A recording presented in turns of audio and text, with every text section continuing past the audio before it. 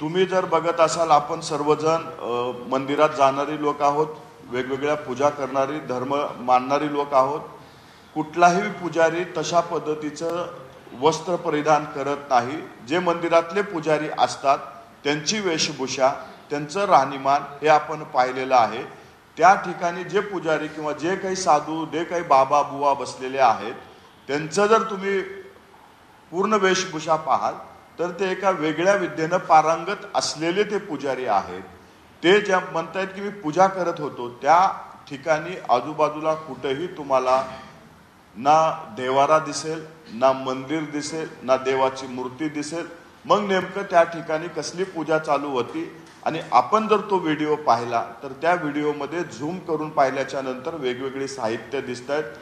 ते साहित्य देवाच्या पूजेचे नाहीत, ते साहित्य एका वेगळ्या पूजेचे. ते कशासाठी तिथं आणले गेले होते, कोणासाठी आणले गेले होते, याचा खुलासा भरत शेठ यांनी करावा.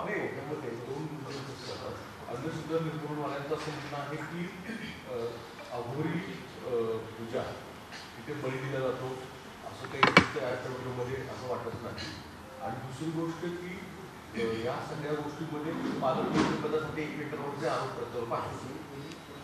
राष्ट्रवादी काँग्रेस पक्षाने पहिल्या दिवसापासून भूमिका घेतलेल्या पालकमंत्री पदाच्या बाबत महाराष्ट्राचे मुख्यमंत्री जो काही निर्णय घेतील तो राष्ट्रवादी काँग्रेस पक्षाला मान्य असेल. शिवसेनेकडूनच मित्रपक्ष म्हणून वारंवार उल्लंघन केलं जाते. राष्ट्रवादी काँग्रेस पक्षाचे प्रांताध्यक्ष सुनील तटकरे साहेबांवरती खालच्या पातळीवरती पालकमंत्री पदावरनं टीका टिप्पणी केली जाते. आम्ही कधीही कुणाबद्दलही अपशब्द वापरलेला नाही. आमच्याकडनं नेहमी मुख्यमंत्री घेतलेल्या निर्णयाचं स्वागतच अशा पद्धतीचे विधाने केली गेलेली आहेत. आमची अपेक्षा पालकमंत्री पदाबाबत आहे का, तर 100% आहे. परंतु जो निर्णय मुख्यमंत्री घेतील तो आम्हाला मान्य आहे. त्यांच्याकडनं वारंवार केलं जातंय. त्यांच्याकडनं भरत शेठकडनं अनेक ठिकाणी वक्तव्य दिलेली आहेत की ज्या ठिकाणी मंदिरात गेल्याच्या नंतर पालकमंत्री पदासाठी साकडं घातणं, वेगवेगळ्या महाराजांच्या इथं जाऊन प्रार्थना करणं, हे भरत शेठने स्वतः बोलून दाखवलं. आमचं म्हणणं हेच आहे की त्या ठिकाणी जी पूजा केलेली आहे ती फक्त आणि फक्त पालकमंत्री पदासाठी केली गेलेली आहे अशी आमच्याकडे माहिती काही लोकांकडनं आली.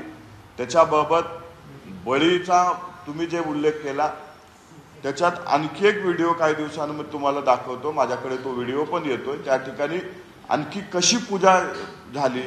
एखादी व्यक्ती पूजेला बसल्याच्या नंतर आपण पण घरात पूजा करतो. पूजा करत असताना पूजेचे काही नियम असतात. भरत शेठ ज्या पद्धतीनं त्या ठिकाणी बसले तिथं मला वाटतंय का वेगळ्या पूजेचा नियम जो आपण आघोरी पूजा म्हणलं जातो तशा पद्धतीची पूजा करताना त्या ठिकाणी ते दिसत आहेत. मला एकंदरीत हे सर्व जे काही त्यांनी केलेलं आहे फक्त आणि फक्त पालकमंत्री पदासाठी केलेलं आहे असं यावरनं दिसून येतं.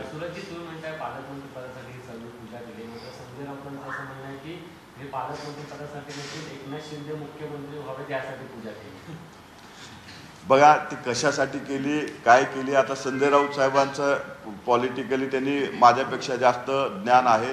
ते का बोलले मला माहिती नाही. परंतु आमच्याकडे जी माहिती आली आहे त्या माहितीच्या आधारावरती मला माहित आहे की ती पूजा पालकमंत्री पदासाठी केलेली आहे. कारण भरत गोगावले साहेबांनाही माहित आहे आज भारतीय जनता पार्टीचं संख्याबळ, शिवसेनेचं संख्याबळ, राष्ट्रवादीचं संख्याबळ. त्यामुळं मला वाटत नाही की ती पूजा मुख्यमंत्री पदासाठी असेल. आत्ताच्या घडीला जी काही वादविवाद चालले ते पालकमंत्री पदासाठी चालू आहे तर ती पूजा पालकमंत्री पदासाठीच त्यांनी केलेली.